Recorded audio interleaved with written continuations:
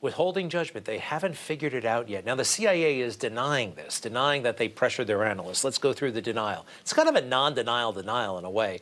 At CIA, we are committed to the highest standards of analytic rigor, integrity, and objectivity.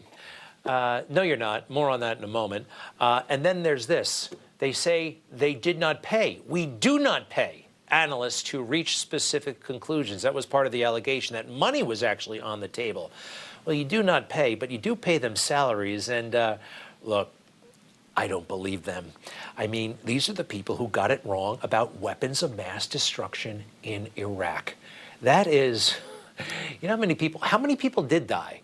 How many Iraqis died? How many American soldiers and Marines died, right? And those books were cooked.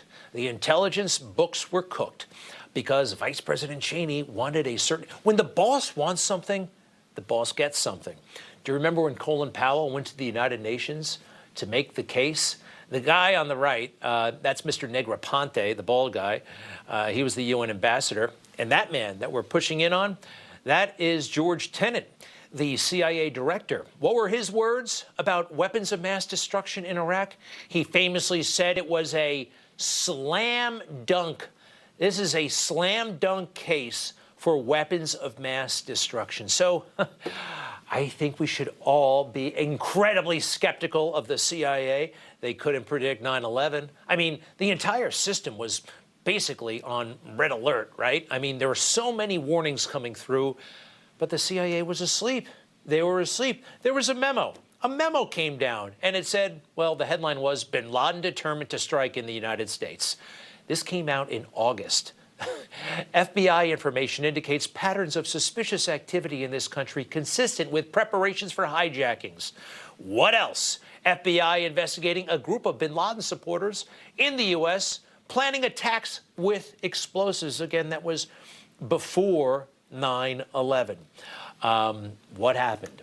Do you remember any significant delays at the airport because of increased security?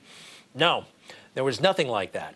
And after 9/11, we ultimately went into Afghanistan, but we gave bin Laden a great big head start, like a 5-week head start. Why didn't we go into Afghanistan bigger, stronger, faster? Well, maybe, just maybe, it's because at the first Bush cabinet meeting, the first cabinet meeting of George W. Bush, according to the Treasury Secretary, he said out loud, we're going to go to Iraq. We're going to invade Iraq. The boss and Dick Cheney and the rest, they wanted to go to Iraq.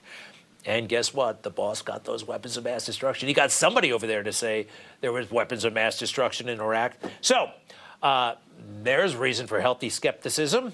And, of course, the latest commercials. Nothing about me was or is tragic. I am perfectly made. I can wax eloquent on complex legal issues in English while also belting Guayaquil de mis amores in Spanish. I can change a diaper with one hand and console a crying toddler with the other. I am a woman of color. I am a mom. I am a cisgender millennial who's been diagnosed with generalized anxiety disorder.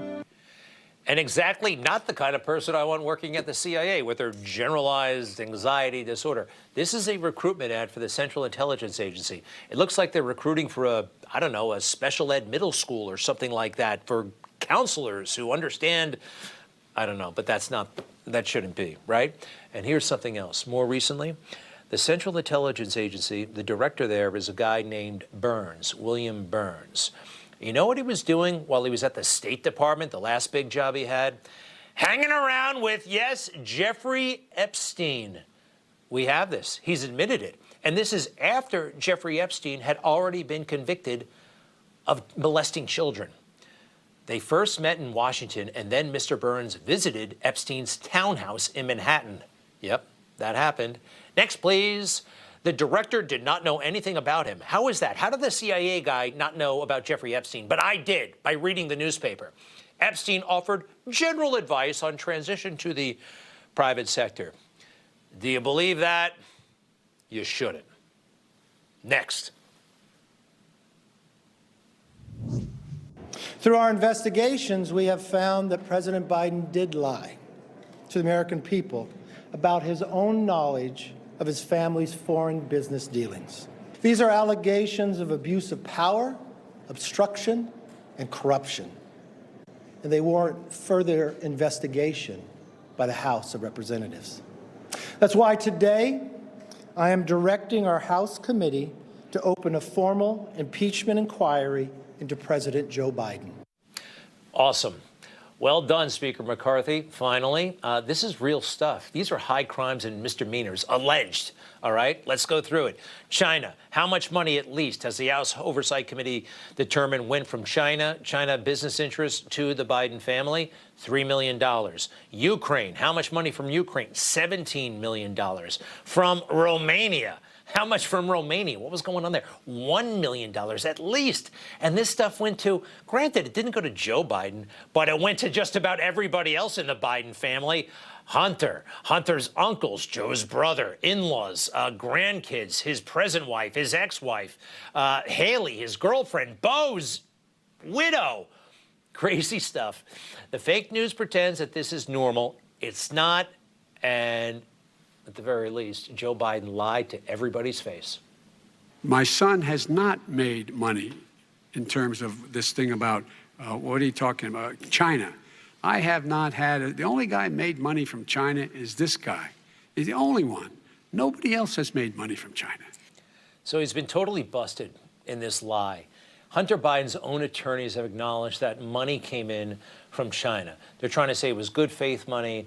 It doesn't look that way at all. And why was it being distributed throughout the entire? It's actually suspicious that Joe Biden didn't get money, but everybody else in his family did. And there's Hunter complaining in emails that he's got to buy everything for the family and paying Joe's bills. Finally, the fake news has embarrassingly and very discreetly admitted that Donald Trump was right about all this. Kessler wrote, Hunter Biden reported nearly $2.4 million in income in 2017 and $2.2 million in income in 2018, most of which came from Chinese or Ukrainian interests. But this directly goes against what Joe Biden said in the debate in 2020 with Donald Trump. I mean, Trump was right. I mean, he did make a fortune from China, and Joe Biden was wrong. Yeah, but somehow there's still no evidence, and it's been all debunked. Joe Biden, no evidence that he did anything wrong. We need a impeachment committee because they actually have investigative authority. They can subpoena stuff. It's the ultimate, and it's time. Meanwhile, I'd like to introduce you to the new Baghdad Bob. There is no evidence of wrongdoing by President Biden because President Biden didn't do anything wrong. They've spent the better part of a half of a decade now investigating him over these exact same claims to try to attack him, to try to attack his family, to try to undercut the progress that he's making for America. You know what I mean about Baghdad Bob, right? The complete denial of reality. And by the way, the House Oversight Committee has only been on this for a couple of months, okay? Next. You know, you have the chairman of the House Oversight Committee talking about how it's hurting President Biden's poll numbers. They're admitting the purpose of what they're doing. And the purpose of what they're doing is a politically motivated, far-right, extreme series of attacks on the president and his family that are not rooted in the truth. And I think that what we can do and what the independent press can do is to hold them accountable for those lies over and over again. What are you going to do, huh? Call your friends in big tech? Have us deplatformed again if we talk about Joe Biden's corruption? What do you have in mind there, huh? And the independent press? I wonder, does he mean the fake news? Yeah, he actually does. He also says politically, this is politically motivated. Quite frankly, what's wrong with politics? What's wrong with politics? They try to demonize that word, political. Political is basically our elected leaders representing us, pursuing what we want them to pursue. That's political. And they have demonized that. Very strange for a pro-democracy regime. One more. Well, I think you've seen the president leading by example. The president, when he ran for office and when he took office, has committed to the independence of the Justice Department as it conducts its investigations. We do not comment on ongoing investigations at the federal level. We do not comment on the ins and outs of those cases. That's for the Justice Department to do. The fake news favorite, the New York Times, reported over a year ago that Joe Biden was frustrated that Merrick Garland had not prosecuted, moved on Donald Trump. In their favorite newspaper, he's moaning to his staff, what's Merrick Garland doing about this threat to democracy? Leading by example, we know who Joe Biden was. Since before this guy was born, Joe Biden has been lying relentlessly, shamelessly. This is the mother lode. We play it every now and then, and I think tonight's an occasion.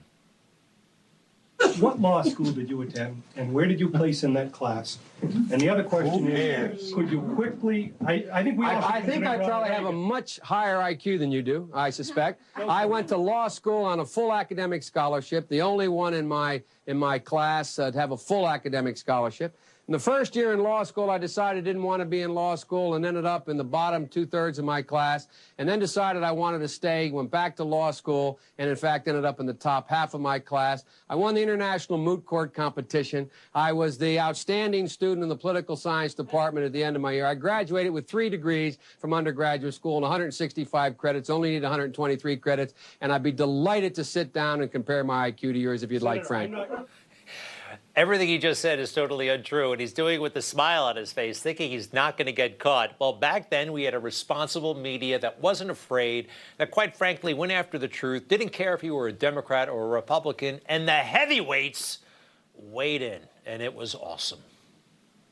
Biden now concedes he did not graduate in the top half of his law school class, that he does not have 3 degrees from college, and that he was not named outstanding political science student in college. Newsweek says Biden actually went to school on a half scholarship, ended up near the bottom of his class, and won only 1 degree, not 3.